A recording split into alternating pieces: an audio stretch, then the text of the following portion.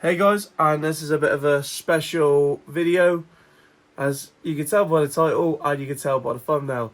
We're interviewing Charles Rainford, the British touring car driver who took his first victory this season. Obviously, it's a bit daylight at that. This was yesterday. I filmed this near the end of the day of the racing, but I hope you guys enjoy the video. Make sure you do like and subscribe, and I'll see you at the end. Yeah, 1, 2, 3. Okay. That's the intro. Yeah, intro sorted. So, is all set? Go. So I'm joined with the one and only Charles Rainford. Nice to see you and everything. It was a good weekend a little bit, apart from obviously mistakes have happened during the day, but nothing you could really do about it. Yeah, it was a tricky weekend this weekend, really. I think it's a case of what could have been. We had really, really strong pace in free practice, and unfortunately with a little electrical gremlin, that didn't really kind of translate into anything decent. Yeah. Unfortunately, when I went back out after fixing the problem, it then started to rain, which was a problem, which I couldn't set a quick lap time. Other than that, I think we could have been right up there yesterday, and really that would have set our day up better for today. Race one was good on the harder compound tyre, was really nice. Car felt really, really solid. Moved on to race two. Unfortunately, had some contact with Aaron Taylor-Smith, which turned me into a spin.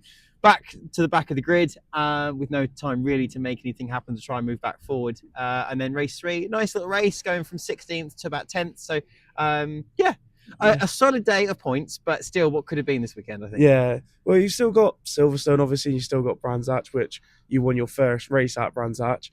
But what would you say is the difference between the BMW and the Porsches? Because you obviously raced in Porsches last season and you did quite well. Yeah, totally. The biggest difference is obviously, to start with, my car's rear-wheel drive, but it's got the engine in exactly the opposite place. Like the Porsche, obviously, 911 has the engine right out the back versus the touring car. It's kind of in the front, especially with us. So, yeah, there's a bit of a balance difference to work with. Obviously, they're both rear-wheel drive, but the style of the racing really is the biggest bit. In Porsches, it's zero contact, and if you do, you normally pull a bit of your car off. But in touring cars, it's almost expected that you're always going to have some argy-bargy and a little rub and push here and there. That's always been touring cars for such and such times. But that's the true story. Rubbing is racing in British touring cars. Talking about the touring car history, if you could go back in touring car history, what car would you pick from any era? You know what? That is so tricky. I think I would have to pick on the Tim Harvey, Steve Soper BMW. I think that is a Is that the one that he won the season? That's it. Yeah. Won the championship in. Such a cool car. I would always go rear-wheel drive, so it'd have to be something like that. But yeah, no, certainly a BMW Super Tourer. That would be awesome. Was it a 318i? I believe think it was. Yeah, at that time. But yeah, super cool car. Honestly, that was one of the best races. I mean, I wasn't around in that decade, but we both look at your dad there. Yeah, I know on that one.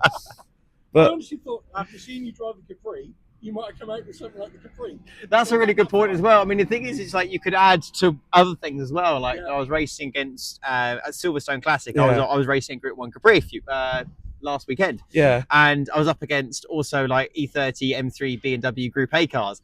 And they're awesome. Yeah. Or like a Group 2 car. Like that's also, they didn't race in the British Saloon Car Championship, but like Group 2, Group 5. Yeah. Like, there's so many amazing cars of the time period. We were talking about it in the truck actually on Friday, about kind of the Group 5 stuff, and we were listing out all the cars. Do you know the B&W M1 Pro car had 1,000 horsepower and weighed 1,000 kilos? I did not know that. In the 1980s. That's unbelievably cool. So cool. Why can we not do that now these days then? Regulations. But that's following on that question, on what would be your favorite or what team would you have? Like, what would be your dream teammate? Dream teammate, or if I was a team owner doing a car and two drivers?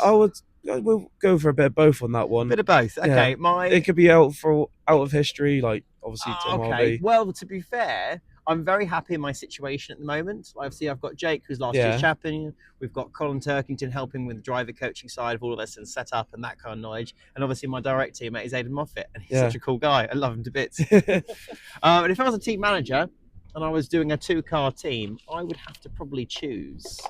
You know what? I would go for Colin Turkington in one of the seats. It would be a rear-wheel drive car, maybe like bring an Infinity back, or maybe even a BMW 2 Series, because that'd be really cool if you could, you know, in one of those worlds. And I think I'd put Ash Sutton in. Watching Ash Sutton drive that Infinity years ago, rear-wheel drive. It just looked It's amazing. A style all of his own. Yeah. Exactly, it's a style all of his own. So I will still say it to this day. That was his best car.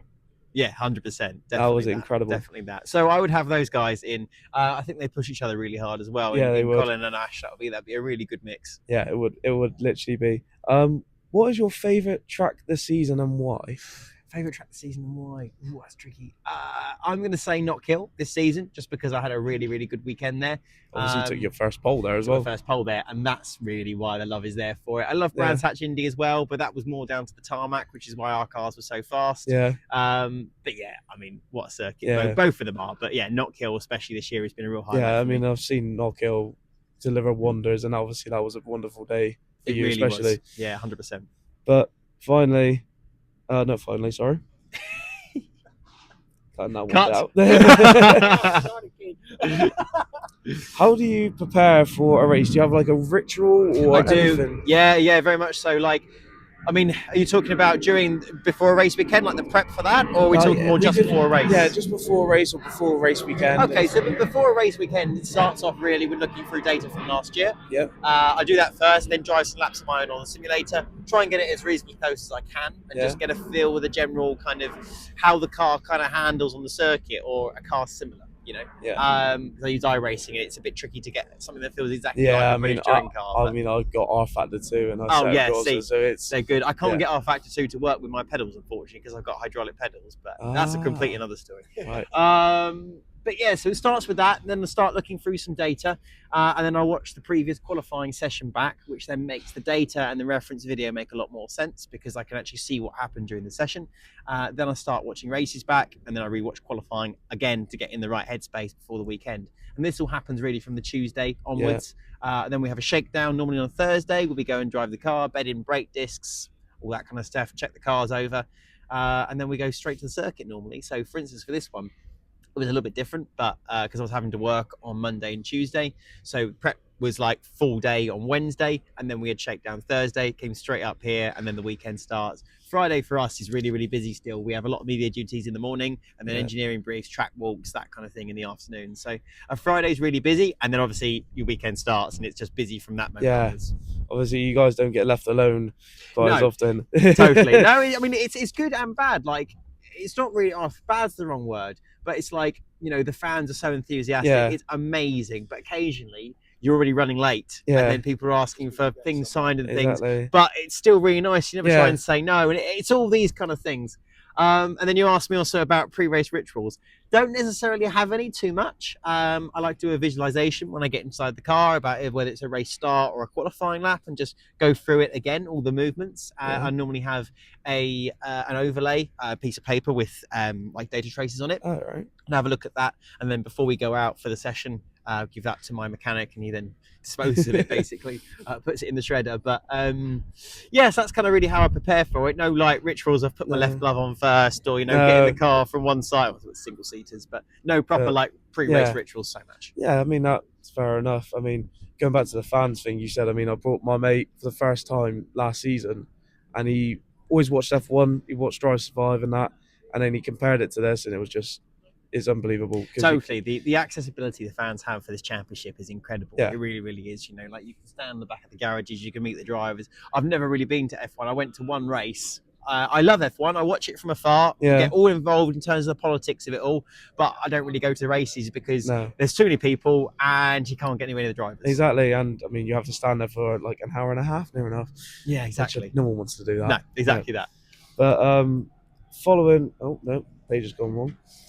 But finally, who do you think is going to win the championship this season? I think it's been decided today, pretty much, isn't it? I think Tom's in a very, very strong position. I mean, you mean, we might talk this time next year, and I might say I'm doing it. You know, we'll see. But yeah, I think Tom's got this pretty much sewn up. Obviously, we're going to Silverstone next. We'll know how quick that high Indy is down the straight. That car is rapid. Like, seeing it today, we thought, oh, Son's going quick through the corners. He might have a good exit. He'll get through. But Ingram, when he gets on that corner. Again.